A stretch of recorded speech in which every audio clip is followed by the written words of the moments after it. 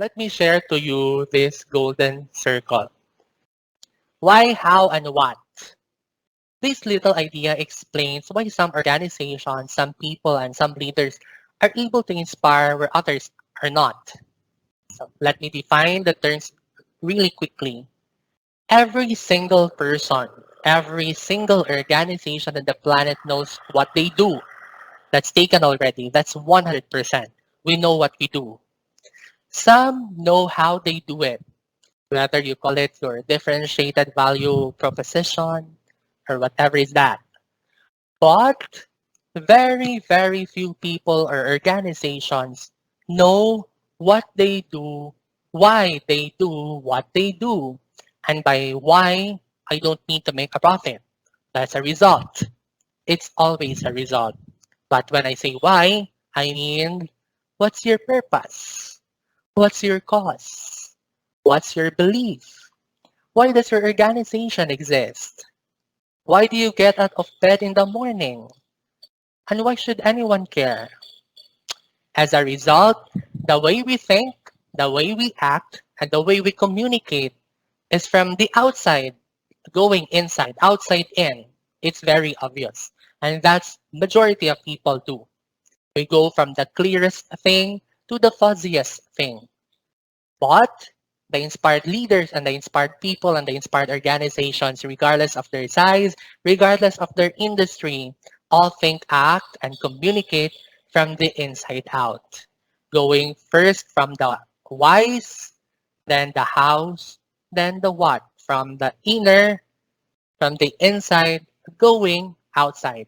Let me give you an example. I use Apple because they are easy to understand and everybody gets it.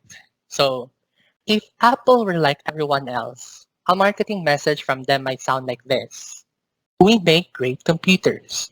They're beautifully designed, simple to use, and user-friendly. Want to buy one?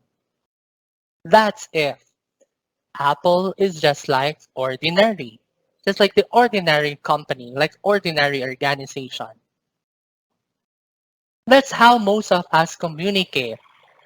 That's how most marketing and sales are done. And that's how we communicate as well interpersonally. We say what we do, we say how we're different or better, and we expect some sort of a behavior, a purchase, a vote, or something like that. In our case, we expect for an increase in our enrollment, perhaps. Here's a new law firm. We have the best lawyers with the biggest clients. We always perform for our clients. Here's our new car. It gets great gas mileage. It has leather seats. Buy our car. But it's uninspiring. Here's how Apple actually communicates. Everything we do, we believe in challenging the status quo. We believe in thinking differently. The way we challenge the status quo is by making our products beautifully designed, simple to use, and user-friendly. We just happen to make great computers. Want to buy one? It's totally different,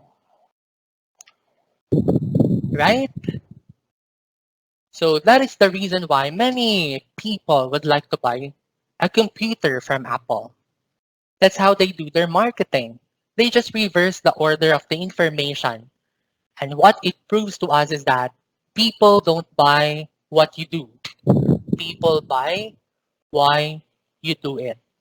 But if you don't know why you do what you do, and people respond to why you do what you do, then how will you ever get people to vote for you or buy something from you? Or more importantly, be loyal and want to be a part of what it is that you do. The goal, again, is not just to sell to people who need what you have. The goal is to sell to people who believe what you believe. The goal is not just to hire people who need a job. It's to hire people who believe what you believe. I always say that, if you hire people just because they can do a job, they'll work for your money. But if they believe what you believe, they work for you with blood, sweat, and tears. And this is not my idea. I'm not claiming for this idea, this golden circle. This is based on Simon Sinek's idea of golden circle. And I believe it is always worth sharing. And if we relate it to our own selves as teachers and as school community, we should know our inner whys. The reason why we do this lesson plan, this curriculum map, why we work all of these things, why we wake up and go to work. I hope this will not be for the sake of compliance. We will not just simply be making it for clearance purposes, but eventually we will try to evaluate and go over with our whys, either to improve our curriculum, to improve our instructions, to be better for our students and for our school. And someday, every one of us will share the same passion and the same goal to strive for excellence. And I also challenge to commit ourselves to be better every day, one day at a time.